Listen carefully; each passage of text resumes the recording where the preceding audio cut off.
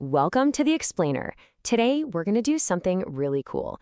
We're going to build a smart, dimmable LED light completely from scratch. And in the process, we're going to pull back the curtain on the fundamental building blocks of pretty much all modern electronics. You ready? Let's dive in. Okay, so let's start with a question about something you probably use every single day, your phone charger. Have you ever really stopped to think about what's going on inside that little white block?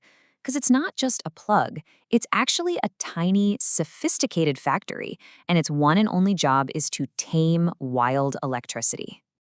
And that right there, that's our first big hurdle in any electronics project. The power that comes out of a wall socket or even a simple adapter. Well, it's raw. It's untamed.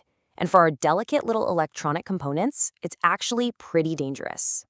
And when I say dangerous, I'm not exaggerating. If you feed the wrong kind of power to something like an LED, you get instant and sometimes, explosive results. That little component will just burn out in a flash. So obviously, we need to figure out how to stop that from happening. This slide really gets to the heart of the problem. You see, the power from your wall is wild, alternating current, or AC. It's constantly switching direction, back and forth, back and forth. Great for sending power over long distances, but terrible for electronics. What our project needs is tamed, direct current, or DC, a nice, steady, predictable flow of power that only goes in one direction. So how do we get from that wild AC to the tamed DC that we need? Well, it turns out we need a toolkit. Just 3 essential components that work together to civilize that electricity and make it safe for our circuit. Tool number 1 is the diode. The best way to think about a diode is like an electronic one-way street. It looks at all that chaotic, two-way AC traffic and just says, nope, you can only go this way. It blocks the current from flowing backward, and just like that, we've taken our first crucial step.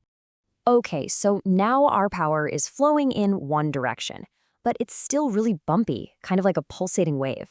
That's where our second tool, the capacitor, comes in.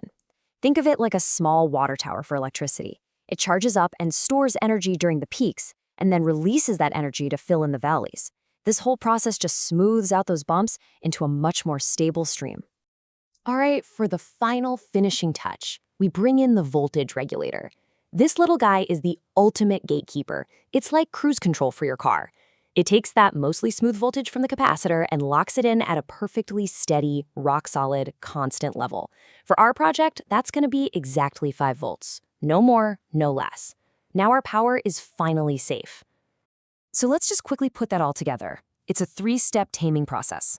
First, the diodes rectify the power, making it flow one way. Second, the capacitor smooths out all the bumps. And third, the regulator, well, it regulates it to a perfect, flat, stable voltage. Rectify, smooth, regulate. That is how you tame wild electricity. Okay, so we've got clean, stable, safe power. That's a huge step. We've solved that first big problem. But remember, we didn't just want to turn a light on, right? We wanted to build a smart light, one we could control. So how do we add that layer of intelligence? How do we make it dimmable? And this leads to a really interesting new challenge. You know, with an old-school incandescent bulb, you could dim it by just reducing the power, kind of like turning down a faucet. But LEDs don't work like that. If you just lower their voltage, they'll flicker, or their color will look weird, or they'll just shut off completely. We need a much, much smarter way to do this. And that clever solution is a component called a MOSFET. Now, a MOSFET is basically just a switch, but it's an electronic switch that can be flipped on and off literally millions of times a second. I mean, that's a speed that's just, it's kind of hard to even wrap your head around, right? But something has to tell that incredibly fast switch what to do. It needs a brain. And for this job, we're using an absolute legend in the world of electronics, the 555 timer. This tiny, super cheap chip is a total workhorse. Its job here is to act like a metronome, generating a perfectly precise repeating signal for our MOSFET. So check this out. This is the really brilliant trick. The 555 timer tells the MOSFET to turn the LED on and off, but so incredibly fast that our eyes can't see the flicker. It all just blends together. So to make the light look dimmer, we just tell the switch to keep the light off for a tiny bit longer in each cycle. That's it. We create this perfect illusion of dimming. It's a technique called pulse width modulation, or PWM, and it is used everywhere. So we've done it. We've designed our circuit. We know exactly what parts we need. We know how they all connect together. But Right now, it's all just a drawing on a computer screen. How do we turn this digital blueprint into a real, physical thing that we can actually hold in our hands? And this is where making things today gets really, really cool and honestly accessible to anybody. You start by drawing your blueprint. That's the schematic. Then you arrange all the parts on a virtual circuit board. When you're happy with it, you just export the files, send them off to a manufacturing service, and a few days later, a totally professional, custom-made circuit board shows up in your mailbox ready for you to solder on your parts and bring it all to life.